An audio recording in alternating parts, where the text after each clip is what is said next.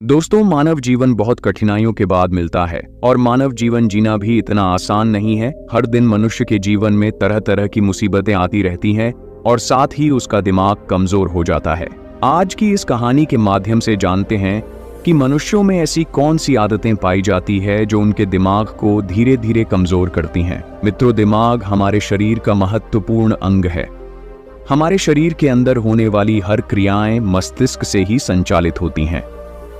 किसी घटना पर हम कोई भी सुझाव देते हैं तो वह केवल और केवल मस्तिष्क के ही कारण हो पाता है।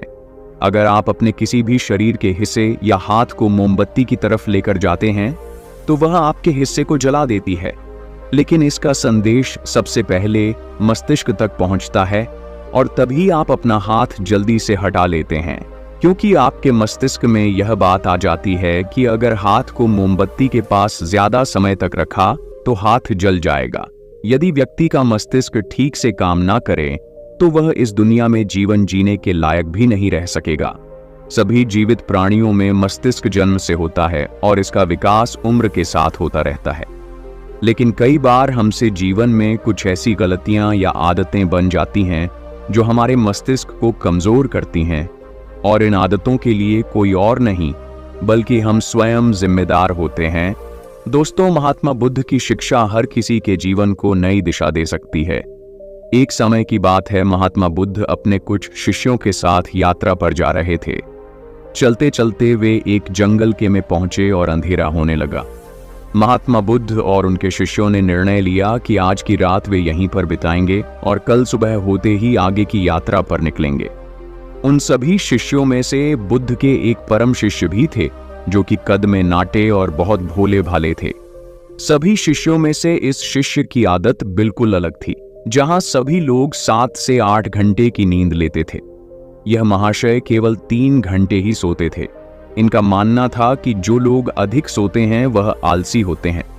महात्मा बुद्ध के इस शिष्य को भोजन करना बहुत अधिक पसंद था। जब वे भोजन करने बैठते थे तो अन्य सभी शिष्यों के हिस्से का भी भोजन कर लेते थे। इसी प्रकार उनकी कई ऐसी आदतें थीं जो अन्य शिष्यों को परेशानी में डाल देती थीं। उस रात जब महात्मा बुद्ध और उनके शिष्यों ने जंगल के किनारे पर डेरा डाला, तब दूर दूर तक पानी की कोई व्यवस्था नहीं दिख रही थी। इस बार पानी खोजकर लाने की जिम्मेदारी बुद्ध के उन भोले भाले शिष्य को दी गई।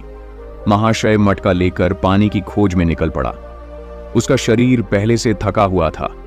काफी सोच विचार करते करते और चलते चलते आखिरकार उसे तालाब दिख गया। उसने तालाब से मटके में पानी भरा और पानी लेकर जैसे ही आगे बढ़ा, वहीं पर चक्कर खाकर गिर पड़ा। उधर महात्मा बुद्ध और उनके अन्य शिष्य उनकी प्रतीक्षा करते रहे। जब प्रतीक्षा में पूरी रात बीत गई, तब अगली सुबह महात्मा बुद्ध स्वयं अन्य शिष्यों के साथ अपने उस शिष्य की खोज में निकल गए जो रात से वापस नहीं लौटा था। सभी लोग उसे खोजते हुए तालाब के पास पहुंचे और मूर्छित हुए शिष्य को होश में लाने का प्रयास किया। जब वह शिष्य होश में आया और महात्मा बुद्ध को अपने सामने देखा तो चौंक गया। उसे कुछ भी याद नहीं था कि वह तालाब के पास क्या कर रहा है। उसके इस व्यवहार को देखकर अन्य सभी शिष्य उस पर हंसने लगे और उसे मंद बुद्धि कहकर चिढ़ाने लगे। वह भोला भाला शिष्य वहीं पर रोने लगा और कहने लगे कि हाँ, मैं मंद बुद्धि हूं।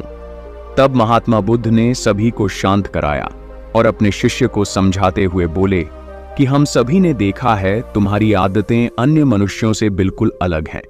तुम बहुत कम सोते हो और बहुत अधिक खाते हो।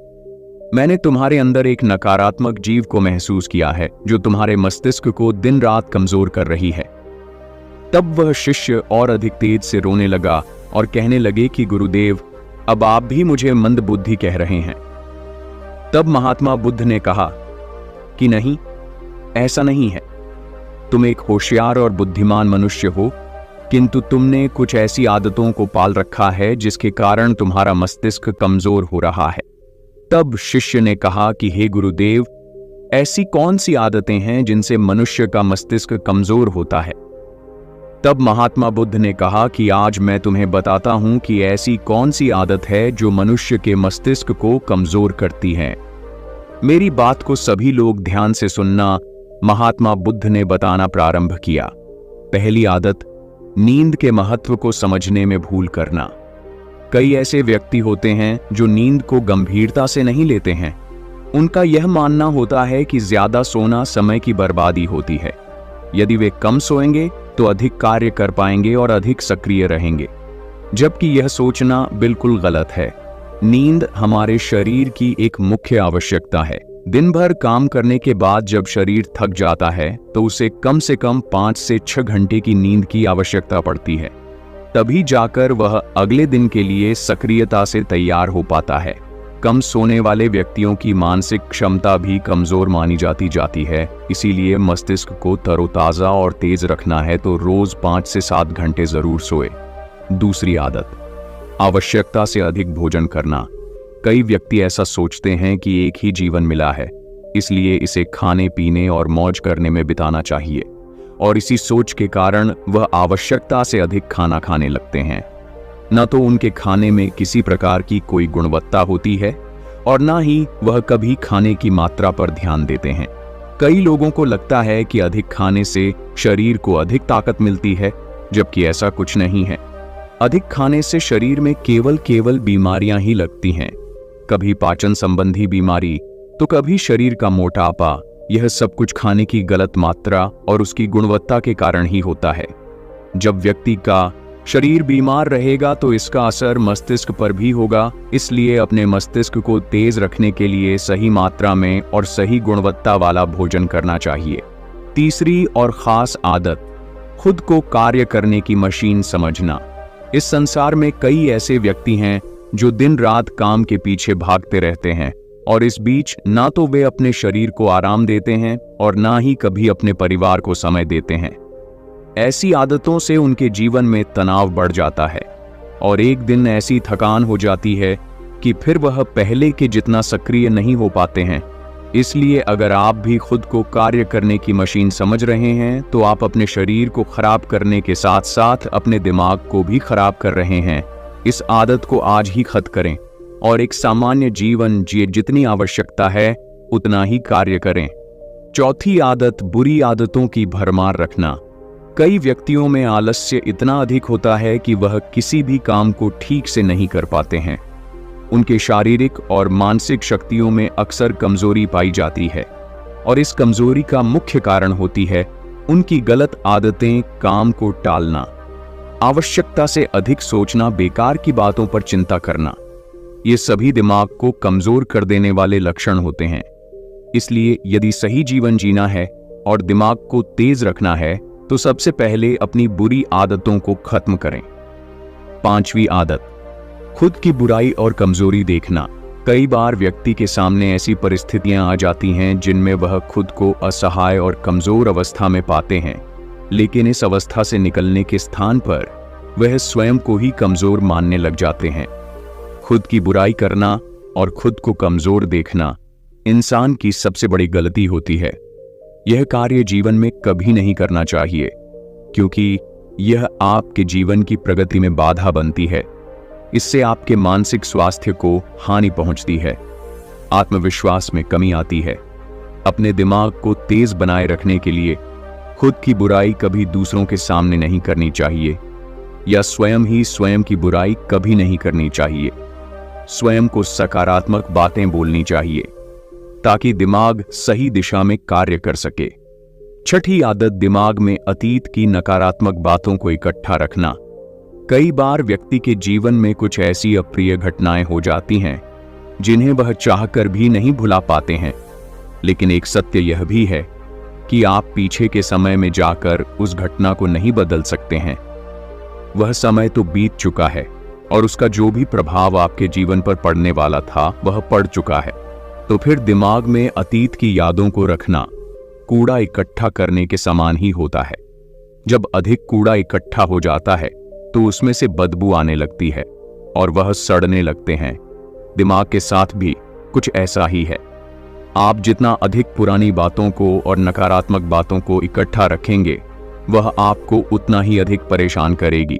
इसलिए जीवन में हमेशा आगे की ओर देखना चाहिए और पुरानी बातों से जितना जल्दी हो सके पीछा छुड़ाना चाहिए। सातवीं आदत, दूसरों से अधिक उम्मीदें रखना। संसार में एक से एक दयालु और सच्चे व्यक्ति हैं जिन्होंने सभी की सहायता की है, किंतु कई बार हम अपने आचरण के कारण दूसरों से भी आशाएं लगा लेते हैं कि वह भी हमारी सहायता करेंगे, और जब वह हमारी सहायता नहीं करते हैं तो हमें कष्ट पहुंचता है। इस संसार में कोई किसी का नहीं है, इसलिए दूसरों से आशाएं लगाना आज ही बंद कर दीजिए। कोई आपकी अपेक्षाओं को पूर्ण नहीं करने वाला है। यह आदत आपके दिमाग को कमजोर बनाती है। यदि अपेक्षाएं करनी है तो स्वयं से अपेक्षा करो ताकि जीवन में कुछ बड़ा कर सको। दूसरों से अपेक्षा तो केवल और केवल दुख ही देती है। 8वीं आदत, बुरे लोगों का साथ नहीं छोड़ पाना। हम सब अच्छी तरह से जानते हैं कि हमारे आसपास किस तरह के लोग रहते हैं और उनका हमारे जीवन पर क्या प्रभाव पड़ने वाला है। जब कभी आपको लगे कि किसी का साथ आपको नुकसान पहुंचा रहा है या आपके जीवन को प्रभावित कर रहा है, तो उसे वहीं पर समाप्त कर देना उचित होता है, क्योंकि बुरे लोग आपको कष्ट और नकारात्मकता के अलावा कुछ नहीं देने वाले हैं। ऐसे लोगों से दूरी बनाकर ही जीवन में सफलता पाई जा सकती है, किंतु कई बार ऐसा होता है कि वह हमारे करीबी होते हैं और हम चाहकर भी उनसे पीछा नहीं छुड़ा सकते। भले ही हम उन्हें अपने जीवन से निकाल नहीं सकते, लेकिन उनसे दूरी बनाकर अवश्य रह सकते हैं।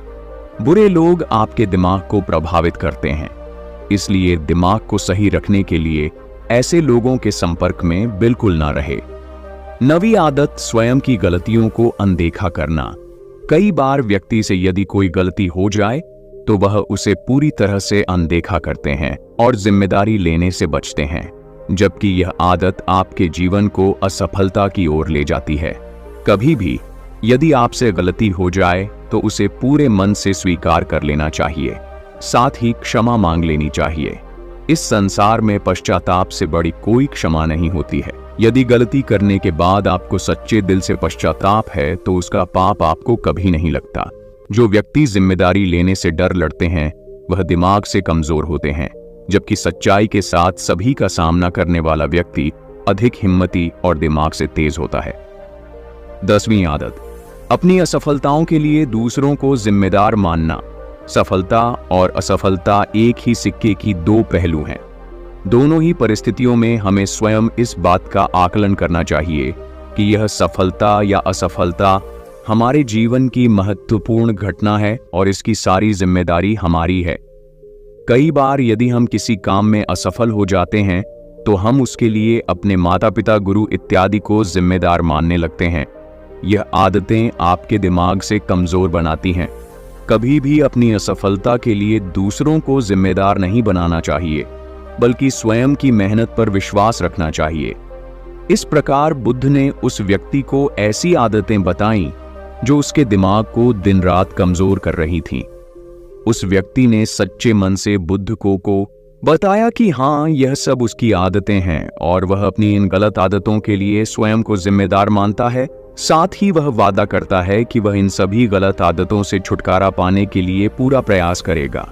तो दोस्तों, मुझे पूरी आशा है कि इस कहानी से आपको शिक्षा मिली होगी और इस मोटिवेशनल स्टोरी से आपको प्रेरणा मिली होगी। चैनल टाइम इंस्पायर्ड को सब्सक्राइब करना ना भूलें। मिलते हैं एक नई वीडियो के साथ। और आपको मानसिक रूप से मजबूत बनना है तो हमारे